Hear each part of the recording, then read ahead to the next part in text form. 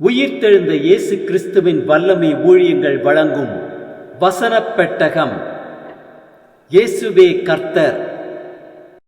இயேசுவையே தேவன் ஆண்டவரும் கிறிஸ்துவுமாக்கினார். இயேசுவே ராஜாதி ராஜா, கர்த்தாதி கர்த்தா. கிறிஸ்துவே மரித்தோர் மேலும் ஜீவனுள்ளோர் மேலும் ஆண்டவர். கிறிஸ்துவே போதகரும் ஆண்டவருமாயிருக்கிறார்.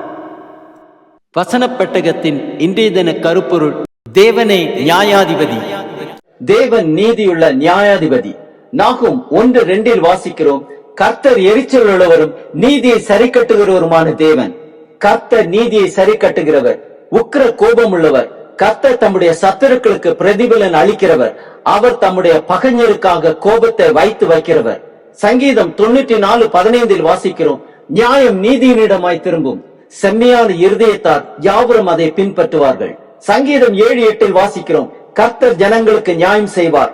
கர்த்தாவே, என் நீதியின் படியும் என்னில் உள்ள உண்மையின் படியும் எனக்கு நியாயம் செய்யும்.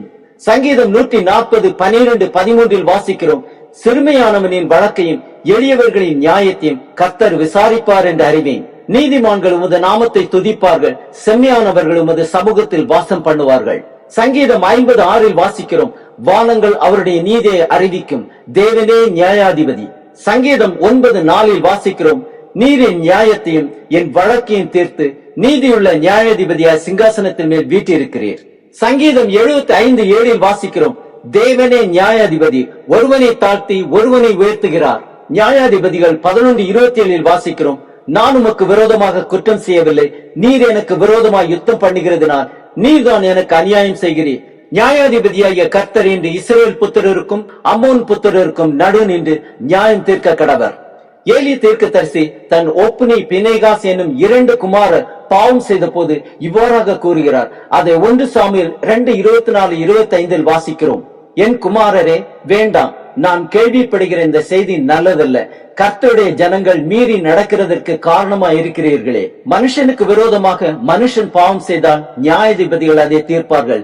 ஒருவன் கர்த்தருக்கு விரோதமாக பாவம் செய்வானாகில் அவனுக்காக விண்ணப்பம் செய்யத்தக்கவன் யார் என்றான். அவர்களோ தங்கள் தகப்பன் சொல்லை கேளாமற் போனார்கள். அவர்களை சங்கரிக்க கர்த்தர் சித்தமாயிருந்தார். ஏசாயா 33:22 வாசிக்கிறோம், கர்த்தர் நம்முடைய நியாயாதிபதி, கர்த்தர் நம்முடைய நியாய பிரமாணிகர், கர்த்தர் நம்முடைய ராஜா, அவர் நம்மை ரட்சிப்பார்.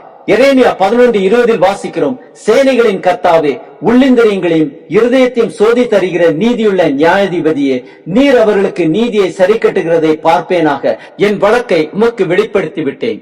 2 தீமோத்தேயு 4:8 வாசிக்கிறோம், இது முதல் நீதியின் கிரீடம் எனக்காக வைக்கப்பட்டு இருக்கிறது. நீதியுள்ள நியாயாதிபதியாக கர்த்தர் நாளிலே அதை எனக்கு தந்தருளுவார்.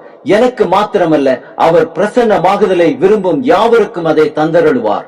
அப்போஸ்தலர் 10:42 வாசிக்கிறோம், அன்றியும் அவரே உயிரோடு இருக்கிறவர்களுக்கும் மரித்தவர்களுக்கும் தேவனால் ஏற்படுத்தப்பட்ட நியாயாதிபதி என்று ஜனங்களுக்கு பிரசங்கிக்கவும் சாட்சியாக ஒப்புவிக்கவும் அவர் எங்களுக்கு கட்டளையிட்டார். ஆம், உயிரோடு இருக்கிறவர்களுக்கும் மரித்தவர்களுக்கும் தேவனால் ஏற்படுத்தப்பட்ட நியாயாதிபதியாகிய இயேசு கிறிஸ்துவை ஜனங்களுக்கு பிரசங்கிக்கவும் சாட்சியாக நம்மை ஒப்புக் கொடுப்போம். கர்த்தரின் நாளிலே நீதியின் கிரீடத்தை பெற்றுக் கொள்வோம்.